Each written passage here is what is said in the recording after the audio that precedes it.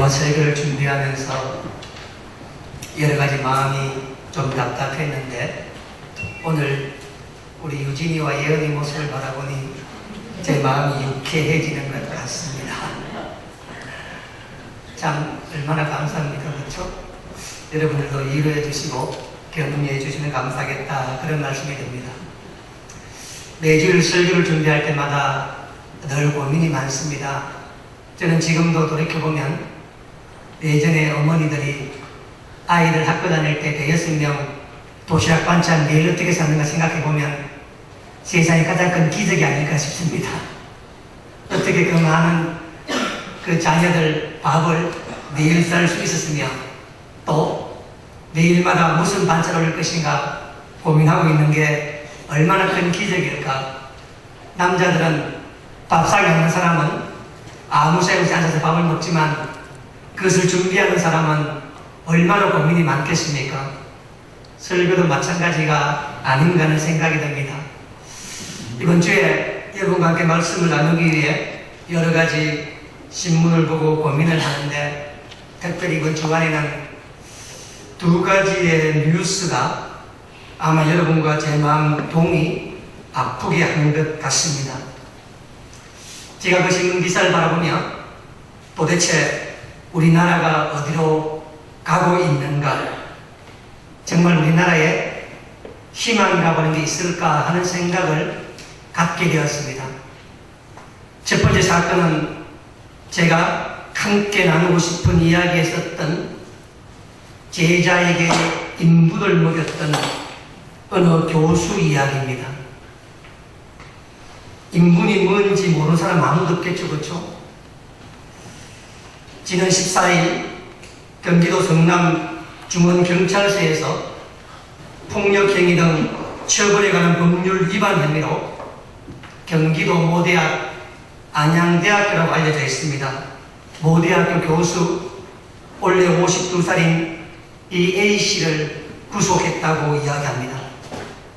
그리고 발표되는 수사 내용을 보니까 정말 끔찍하기도 하고 너무도 기가 막혀 가슴이 묵묵해지는 느낌이 들었습니다.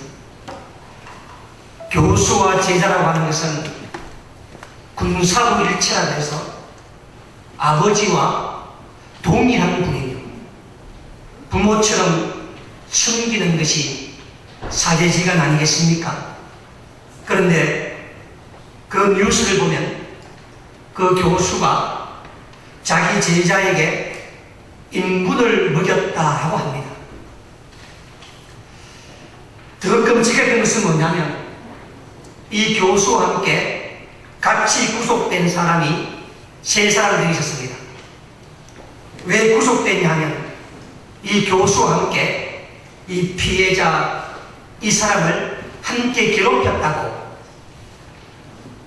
구속되었는데 그중 두 사람은 원래 24살 남자고 또 한 사람은 26살 여자입니다. 피해자 나이가 29살입니다. 세 명 다 자기 후배입니다. 아마 인간적 모멸감을 느끼지 않겠습니까? 후배가 때리는 걸 맞는다고 하는 것은 정말 가슴이 묵묵해질 수밖에 없습니다. 교수가 지켜보는 가운데 자기 후배 세 사람이 인분을 먹인다고 하는 것 정말 있을 수도 없는 일이 아니겠습니까? 이 교수라고 하시는 분은 자신이 대표로 맡고 있는 학회 사무국에 이 29살 이 피해자 제자를 취직시켰다고 합니다. 얼마나 좋았겠습니까? 취직하기 힘든 세상에 자기 전공을 살려 자기 지도 교수가 학회장에 있는 그 사무소에 근무한다고 하는 것은 자기 앞길이 탄탄대로라는 것입니다. 조금만 신경 써주면, 내가 조금만 열심히 하면 나도 이 분야의 전문가가 될 수 있다.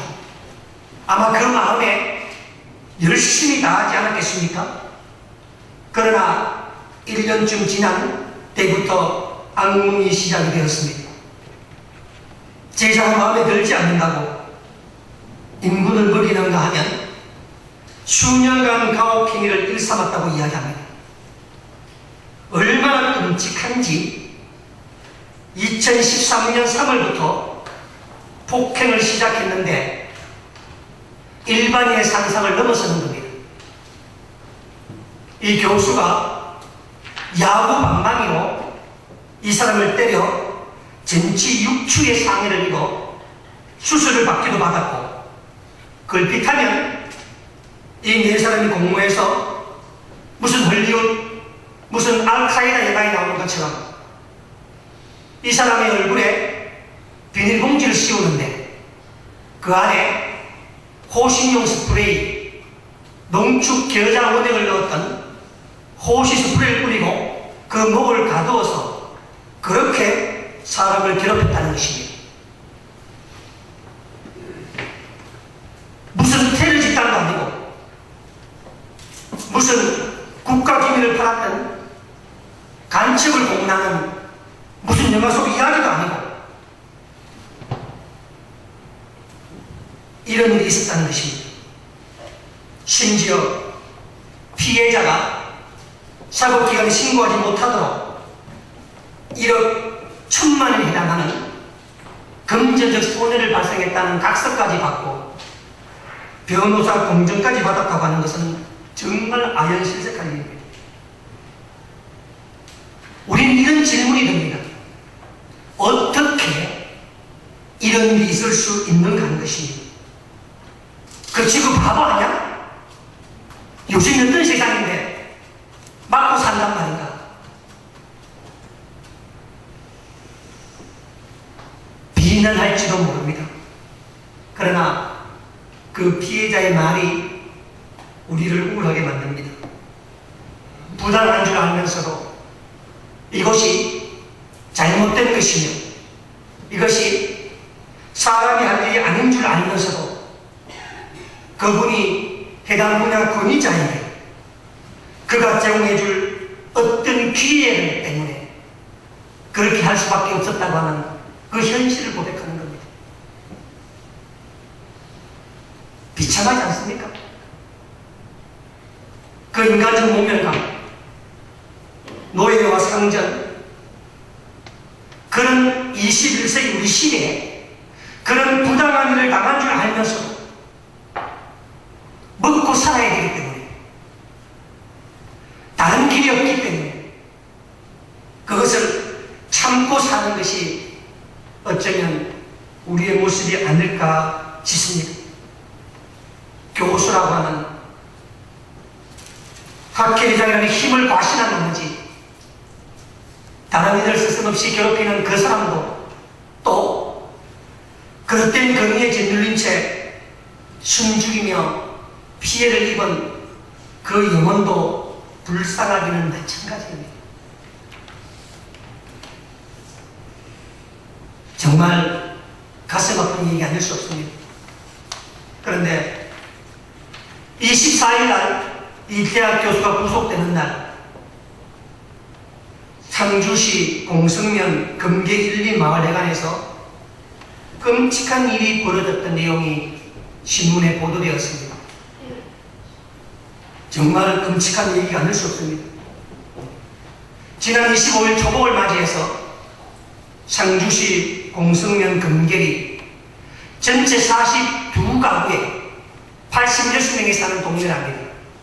그날 25명의 동네 사람이 모여서 마을 회관에서 초복 잔치를 벌였다고 합니다. 잔치가 끝나고 난 다음에 먹고 남은 사이다병을 마을 회관 냉장고의 안에 넣어두었다는 것입니다. 그 다음날 보통 때와 마찬가지로 그 동네 할머니 7분이 그곳에 왔다가 6명이 그 사이다를 마시고 2명이 숨지고 3명이 중태에 있고 1명은 기력을 찾았다는 것입니다. 그 사이다에 담겨있는 그 농약은 고독성, 맹독성 농약으로 2년 전 정부에서 판매 중지가 된 농약이며 무색, 무치, 맛이 없는 그야말로 무서운 농약이었습니다. 그 농약을 사이다병에 담아 넣었는데 사이다병 병 뚜껑이 바카스 병이었다고 합니다. 경찰은 추정하기를 범인이 자기는 마시지 않기 위해서 표를 내놓았다는 표시를 수사 발표 내용을 제가 보았습니다. 제가 끔찍하다고 말하는 것은 뭐냐면 경찰에서 유력한 용의자를 잡아 검찰에 구속영장을 신청했는데 그 범인으로 지목된 사람이 누구였냐면 바로 같은 동네 원래 83살의 할머니였다는 사실입니다. 만약 범인으로 확정된다면 범인을 떠나서 그 마을 사람들이 어떻게 살아갈 수 있을까? 그 집 자녀들과 죽은 할머니 자녀들과 어릴 때 같이 컸던 사람들에게 무슨 시골 동네가 무슨 대단히 큰 곳 아니잖아요. 그렇죠? 무슨 일이 있었는지 왜 그랬는지 밝혀져야 되겠지만 그 사람이 범인이 맞는 자리를 떠나서 마을 주민들은 심각한 갈등과 상처를 벗어나기 어렵게 되었다는 사실입니다. 질문도 없다고 합니다. 정말 계획적이고 엄청난 사건이네요. 경찰에서 CCTV를 분석을 했는데 그 동네 예부인 출입이 한 사람도 없었답니다. 만약 범인이 이 할머니로 확정이 된다면 또 범행 동기가 밝혀진다면 한 동네 살았던 83살의 할머니가 무슨 억하 심정이 있어서 그 동네 주민 6명의 할머니를 죽게 하려고 하는 마음을 묵었다면 정말 우리가 사는 공동체가 무슨 희망을 갖고 살아가며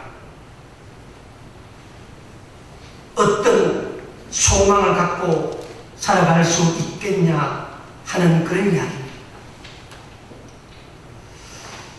그런 생각 속에 오늘 본문을 보게 됩니다.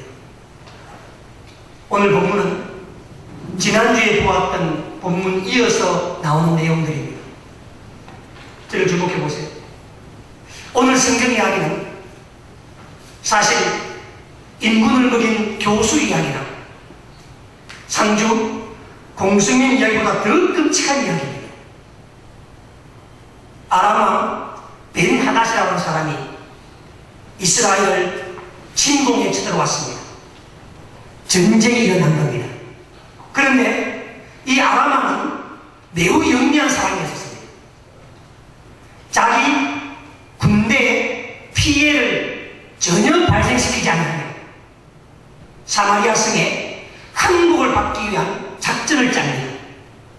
그 작전 내용이 뭐냐면 자기 군대로 하여금 사마리아 성을 에워싸게 하고 외부와 연기를 단절시켜서 사마리아 성 안에 식량과 물을 보관시켜서 그들 스스로 항복하게 만드는 작전을 펴게 됩니다. 그리고 이 작전은 어느 정도 효과를 보기 시작합니다. 이 사마리아 성이 여러 달 적군에 포위되어 있으니 마침내 그 사마리아 성 안에 식량난이 발생하기 시작한 것입니다. 우리 앞장 6장 25절 말씀 한번 보세요. 아람 사람이 사마리아를 에워 쌈으로 그 성중이 크게 줄이 나귀머리 하나에 80세겔이요 비둘기 똥 4분의 1갑에 5세겔이라. 여러분, 셰겔이 당시 가치로 4데나리온입니다. 한 데나리온은 노동자 하루 임금입니다. 낙이 머리가 하나 있는데 이 낙이 머리의 가격이 얼마냐면 은 80셰겔이랍니다. 지금 가치로 따져서 노동자로 가치를 10만원 잡으면 낙이 머리 하나가 3,200만원이라는 뜻입니다. 낙이 머리 하나가. 더 놀라운 사실은 비둘기똥 4분의 1값이 은 5셰겔입니다. 지금 가치로 200만원이 넘는 가치입니다. 지금 사마리아 생활에 얼마나 많이 심각한 식량난이 되고 있는지를 말해주는 것입니다. 낙이 머리 하나가 3,200만원이요. 비둘기똥 4분의 1값이 200만원에 거래되고 있으니 얼마나 심각하겠습니까? 우리 주변에 3,200만원 주고 낙이 머리 사서 먹을 수 있는 그런 사람이 도대체 몇이나 되겠습니까? 그러나 이것은 비극의 시작일 뿐입니다. 한 번은 사마리아 성에 있는 이스라엘 임금이 성이 얼마나 심각한지를 한번 순찰을 나갑니다. 26절 보세요. 이스라엘 왕이 성 위로 지나갈 때에 한 여인이 외쳐 이르되 나의 주 왕이여 도우소서. 왕이 이르되 여호와께서 너를 돕지 아니하시면 내가 무엇을 너희를 도우랴? 타작마당으로 말미암아 하겠느냐? 포도주 털로 말미암아 하겠느냐 하니라. 또 이르되 무슨 일이냐 하니 잘 들어보세요. 여인이 대답하되 이 여인이 내게 이르기를 너의 아들을 내놓으라. 우리가 오늘 먹고 내일은 내 아들을 먹자매 우리가 드디어 내 아들을 삶아 먹었더니 이튿날에 내가 그 여인에게 이르되 너의 아들을 내어놓아라. 우리가 먹으리라 하나 그가 그의 아들을 숨겼나이다 하니라. 얼마나 심각했으면 왕이 성을 순찰하는데 한 여인이 왕께 자기의 소원을 말하는 겁니다. 그 소원이 뭐냐? 하도 배가 고파서 이웃집 아주머니와 합의를 바꾸는 것입니다. 오늘은 내 아들 잡아먹고 내일은 네 아들 잡아먹자. 그래서 오늘 내 아들 잡아먹었는데 이제 네 아들 내놓으라 하니 그 여자가 아들을 숨겼나이다 라는 끔찍한 이야기를 지금 왕께 이 송사를 해결하다가 이야기를 하는 것입니다. 저는 살아가면서 자식을 위해 목숨을 바쳤던 부모 이야기 들어봤지만 세상의 어머니가 자기 자식을 삶아 먹었다는 얘기는 동서고금 성경이 유일하게 보는 내용입니다. 지금 사마리아 성 안에 얼마나 심각한지 보여주고 있는 것입니다. 굶주림 속에서 인성과 철륜까지 버릴 수밖에 없는 지경이 되었습니다. 물론 저는 이 부모를 비난할 생각이 없습니다. 왜냐하면 세금과 사회의 갈림길에서 있는 사람에게 도덕과 윤리의 잣대를 댈 수는 없기 때문에 그렇습니다. 왕도 얼마나 기가 막히는지 왕이라면 처벌을 해야 되는데 그들 감옥에 가두어야 되는데 너무 기가 막혀서 왕도 아무 말도 하지 못하며 그저 그 현실을 목도하며 자기의 굴건 비극과 자기의 처지를 비통한 처지를 표현할 뿐입니다. 오늘 인분을 먹이는 교수가 우리 가운데 있습니다. 사람 똥을 사람이 먹인다는 생각해 보시기 바랍니다. 하나는 강제로 입을 벌리게 해서 먹게 하는 겁니다. 또 하나는 그것을 먹게끔 만들 수 힘을 가진 자가 거부할 수 없는 권력과 물질을 동원한 것입니다.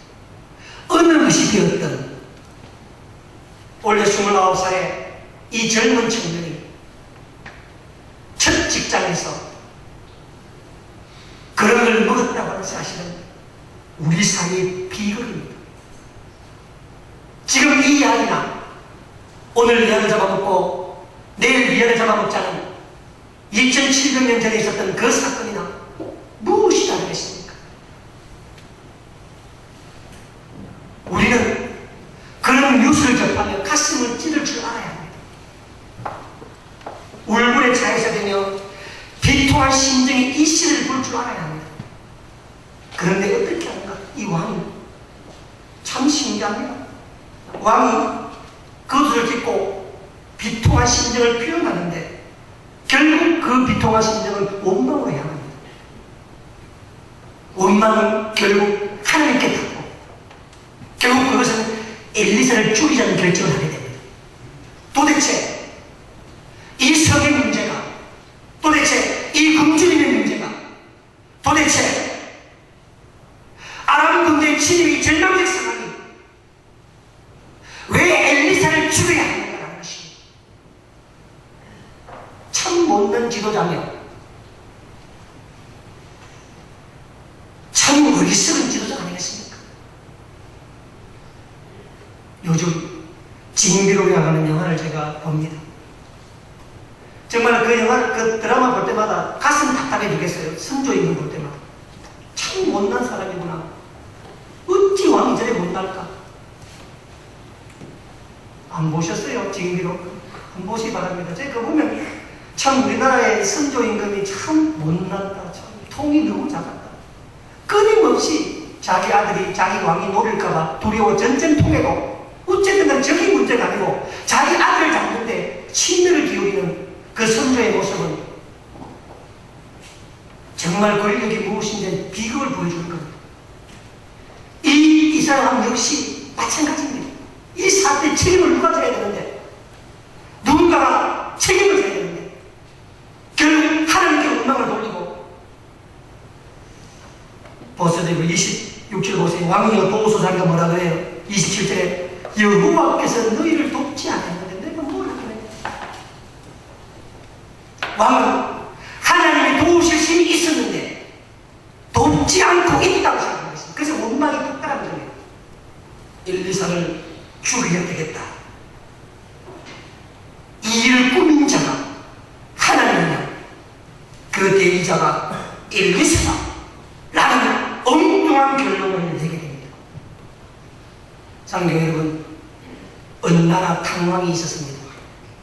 7년간 기근이 들어서 가뭄이 들어서 나라가 고사 직전에 있었습니다. 유명한 고사죠, 그렇죠? 어느 나라 탕왕은 목욕제기하고 흰옷을 입고 그리고 기도하러 나가며 6가지의 고백을 했는데 그것이 소위 육사지책이라고 하는 고사입니다. 첫째는 정치가 알맞게 이루어지고 있는가? 둘째는 백성이 지급을 잃지 않았는가? 셋째는 궁정과 궁궐이 화려하지는 않는가? 넷째는 여자들의 치맛바람이 심하지는 않는가? 다섯 번째, 뇌물이 성행하지는 않는가? 여섯 번째, 아첨한 사람이 들끓지는 않는가? 이 6가지로 자기 자신을 돌아보며 자기 가슴을 쳤다는 것이 그 고사에 가면 탕왕이 자기를 돌아보며 자책하자마자 하늘에서 비가 내렸다는 것입니다. 어리석은 사람은 어려운 일을 당하면 남을 탓하며 원망하며 누굴 찾습니다. 그러나 지혜로운 사람은 자기를 돌아보게 됩니다. 결국 왕이 6장 31절에 이렇게 말합니다. 왕이 이르되 사밧의 아들 엘리사의 머리가 오늘 그 몸에 붙어 있으면 하나님이 내게 벌 위에 벌을 내리실 것이라. 어떻게든 이 위기를 뛰어넘을 것을 만들어야 되는데 결국 엘리사 사람을 죽이는 것으로 이 사건을 무마하려고 합니다. 그래서 실제로 엘리사를 죽이기 위해서 그 집에 나아가는데, 그 집에 나아가자 7장 1절에 엘리사가 그런 이야기합니다. 엘리사가 이르되 여호와의 말씀을 들을지어다. 여호와께서 이르시되 내일 이맘 때에 사마리아 성문에서 고운 밀가루 한 스아를 한 세겔로 매매하고, 이 한 스아가 7.5리터입니다. 매매하고 보리 2스아를 한 세겔로 매매한다. 죽이러 갔더니 엘리사가 하는 말이, 내일 이맘 때에 너희들은 식량에 깔려 죽을 것이다. 먹는 것에 깔려 죽을 것이다. 나는 뜻밖의 말을 하는 것입니다. 비둘기똥 하나에 200만 원 하는 것이, 밀가루 고운 한 스아가 몇 세겔이라고 해요? 한 세겔이라고 해요. 그야말로 식량이 차고 넘칠 거라는 것입니다. 문제는 이것이 어떻게 그렇게 되는지를 말하지 않습니다. 엘리사 왕이 믿었을까요? 그 사실 죽이러 갔다가 왕은 돌아오네. 왜냐하면 엘리사가 보통 사람입니까? 그런데 어떻게 그리 이루어지는가? 사실은 그것을 오늘 보려고 오늘 이 긴 이야기를 한 겁니다. 오늘 본문에 보면은 성문 어귀에 나병 환자 4사람이 있었다고 이야기합니다. 저를 주목해 보세요. 이 나병 환자 4사람은 삼중고에 시달립니다. 얼마나 삼중고냐면은 4절 말씀 한번 보세요. 우리가 성읍으로 들어가 봐야 굶어 죽고, 이곳에 앉아 있어 봐야 굶어 죽고, 아람 나라 가서 안 받아주면 맞아 죽고, 좌우지간에 죽을 것만 있는 사람입니다. 세상에 문둥병자의 항복을 받아주는 군대가 어디 있겠습니까? 들어가지도 못하고, 앉아있지도 못하고, 나가지도 못하고, 몸은 문둥병이며, 사람의 가톨릭과 자기 처지가 얼마나 힘들겠습니까? 이 삼중고에 시달리다가 어떤 결론을 내리냐 하면은 차라리 아람 군대로 가자. 여기는 죽은 뿐이니 어차피 죽는 거, 그곳에 가서 그 사람들이 받아주면 살게 될 것이요, 받지 않고 죽이면 어차피 죽는 것이니 내가 죽으리라 라고 해서 이 문둥병자 이 4사람이 일어나 아람 진영으로 갔다는 것입니다. 살려고 간 건 아니었겠죠. 그렇죠? 그런데 가서 보니 막사가 비었다는 것입니다. 음식과 말과 장비와 텐트와 그 모든 게 다 있는데 아람 나라 모든 군대 군인들이 한 사람도 없이 없더라는 것입니다. 성경은 거기에 대한 주석을 붙여 설명하고 있습니다. 6절부터 뭐냐면 하나님께서 아람 군대에게 병거 소리를 듣겠다는 것입니다. 그래서 그들이 이런 생각을 합니다. 이스라엘 왕이 햇사람과 애굽 사람의 원조를 보면서 그들이 달려와 우리를 치러 왔구나 해서 그 소리에 겁을 먹고 아람 군대 모든 사람들이 다 도망을 갔다라는 이야기입니다. 그래서 와서 보니까 아무도 없는 것입니다. 8절에 그 나병 환자들이 진영 끝에 이르러 한 장막과 들어가서 먹고 마시고, 거기서 은과 금과 의입을 가져가서 다시 감추고, 다시 와서 다른 장막에 들어가 거기서 가지고 가서 감추리라. 비어있는 장막에 들어가서 마음껏 먹고 감나는 것을 감추고 또 감추었다는 것입니다. 그런데 놀라운 사실은 9절 말씀입니다.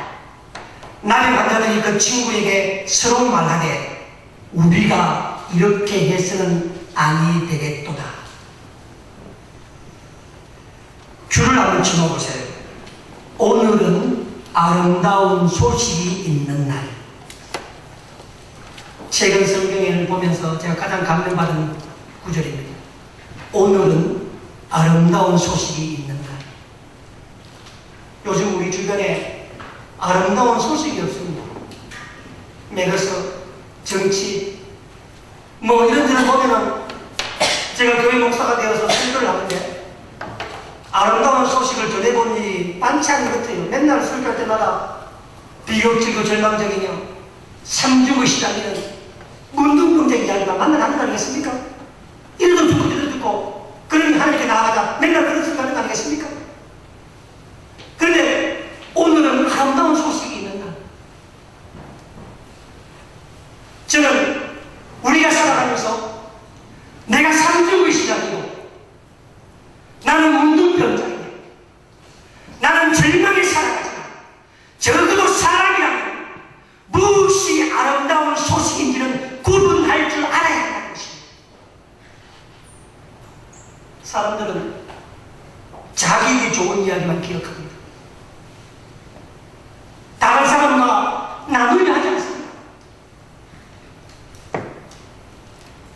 제가 지난주 아름다운 소식이 하나 있습니다. 아름다운 소식이 아닌지 모르겠는데 여러분 어쩌면 죽는 소식인지도 모르겠어요. 지난주에 제 장세가 부과가 되었습니다. 척 뜯어봤더니 제 장세가 60만 원 가까이 나왔습니다. 해마다 나오는 거예요. 해마다 내서 이 교회가 지금 우리 대출받고 천 농지사한테 제 이름 되어 있어서 제 장세가 제 이름으로 나오는 겁니다. 저는 당연히 내는 건 줄 알고 한 번도 의심하지 않고 지금까지 10년간 재산세를 매년 50만 원 넘게 재산세를 내왔었습니다. 한 번도 의심하지 않았습니다. 정부에서 하는 일인데 뭐 실수가 있을란가. 올해는 재산세가 2개 남았어요. 선교센터가 세워졌잖아요. 그렇죠? 저게 남았는데 교회는 재산세가 60만 원 남았는데 선교센터 재산세가 9천 원밖에 안 남은 겁니다. 이게 무슨 일인가 도대체 내가 이게 무슨 일인가 싶어서 제가 거기 재산세 보기 이름이 나있던 담당자한테 전화를 했는데 그 담당자가 목사님 그럴 리가 있습니까? 그럴 리가 있고 저럴 리가 없고 하네. 이게 도대체 왜 된 거냐? 나는 지난 10년간 한 번도 의심 없이 했는데 왜 이건 이렇게 되느냐? 라고 물었더니 하는 말이 교회가 목사님으로 안 되어 있습니까? 라고 묻더라고요. 교회가 내 이름으로 되어 있지만 이 교회를 띄보면 우리가 비영리 법인단체 정도 있고 고유버릇 정도 있고 이 교회를 통해서 기부 요청이 발행되고 있으며 누가 이것은 제게 아닙니다 라고 했더니 그런가요? 하더니 전화를 좀 기다려보래요. 그랬더니 한참 뒤에 전화가 왔었습니다. 군청의 담당자에게 전화해서 알아봤더니 잘못 부과될 수도 있다라고 나보고 이야기하면서 현장 실사를 나오겠다라고 이야기를 하더군요. 현장 실사를 정말 목사님 개인 소유의 건물인지 여기서 무슨 영업 이익이 일어나고 있는지 나와봐야 되잖아요. 나오라면서 나오기 전에 먼저 면장님한테 나를 한 물어보고 오라면서 내가 면장님한테 그래가지고 그분이 지난 목요일이가 금요일 날인가 말이고 왔었습니다. 담당자 와서 보더니 깜짝 놀라면서 왜 지금까지 한 번도 왜 이 일을 제기하지 않았냐고 나보고 묻더군요. 나는 이 일을 제기하는 사실 자체도 몰랐습니다. 모든 구슬을 다 띄봤는데 이름만 돼 있지 이 교회 모든 그 사업자는 모든 부분이 교회 이름 돼 있고 더더욱이 제 명의가 이 비영리 법인 단체 대표로 되어 있기 때문에 이 법인의 대표가 그걸 소유하고 있어도 비과세가 된다는 사실을 처음 알았습니다.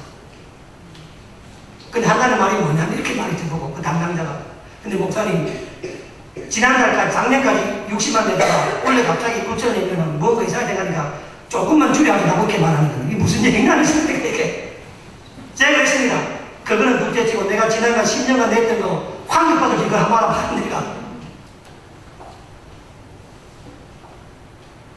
참 어리석던 내가 생각이 들었어요. 저는 왜냐하면 한 번도 의심하지 않았습니다. 저는 그리고 지난번 우리 선교센터 건축할 때는 말이죠 세금 한 푼도 안 냈습니다. 비영리 법인단체로 비과세 받은 겁니다. 근데 여기 계속 다닌 거예요. 계속 아무 생각 없이 왔으니까.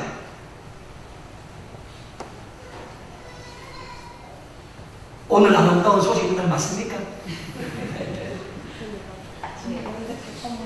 제가 그래서 물었더니 영수증 왔는데 나빠지만 기다리라고. 다시 받는다. 그걸 받는 즉시 저 변호사에게 알아보든지 해서 다 한국을 받아야 되겠습니까? 지금까지 냈던 놈이잖아요. 500만 가까이 돈을 냈잖아요. 지금까지 내가 그쵸? 모르고 냈다면 물론 법이 불속에 대해서 못 받는 할 수 없겠지만 어리석다는 겁니다. 사람이 살아가면서. 어리석기보다는 그 담당 공무원이 한 번만 하면 되는 걸 나보고 물어봐요. 자기 1개월 바뀌었는데 작년까지 있던 공무원이 그런 얘기 안 했는데 나보고 묻더군요. 한 번도 그런 말이 없었다 나보고 내가.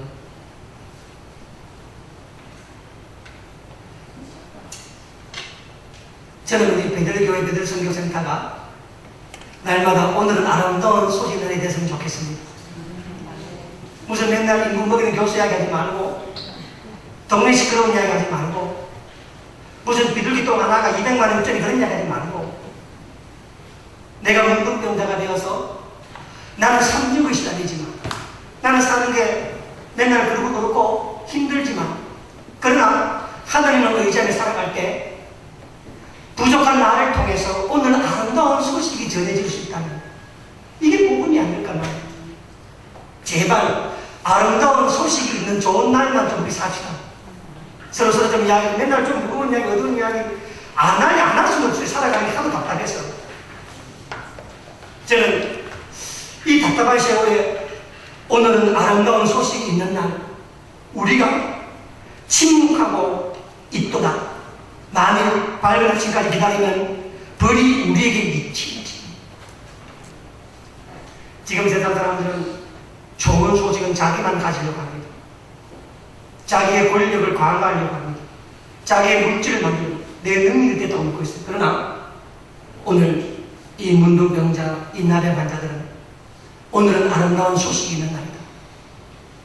끊임을 살아가면서 절망 중에 있고 힘들지만 하나님께서는 오늘 이 문둥병자에게 제가 가끔씩 말하지만 가난한 자들의 인신오적 특권을 허락한 것입니다. 땅의 사람이 가장 먼저 하늘 소리를 듣게 된다는 이야기입니다. 이 네 사람이 발을 움직였을 때 아람 사람들은 햇사람과 애국 군대가 오는 줄 알았다는 사실입니다. 오늘은 우리가 주를 믿는 자로서 내가 절망 가운데 있지만 그 길을 걸어간다면 내 발자국이 그들이 들었은즉 햇사람과 애국 군대가 와서 자기를 충돌하는 것처럼 들린다는 것 아니겠습니까? 희망은 남탓하는 데 있지 않습니다. 어리석은 원망에 사로잡혀 누군가에게 복수하려는 그런 일이 있지 않다는 것입니다. 희망은 하나님께 붙들린 자 그에게 있다는 것입니다. 사랑하는 여러분, 우리가 살아가면서 비록 나는 문둥병자처럼 삼중고에 시달리지만 여러분이 이 땅에 아름다운 소식이 있는 오늘을 만들어 가십니다.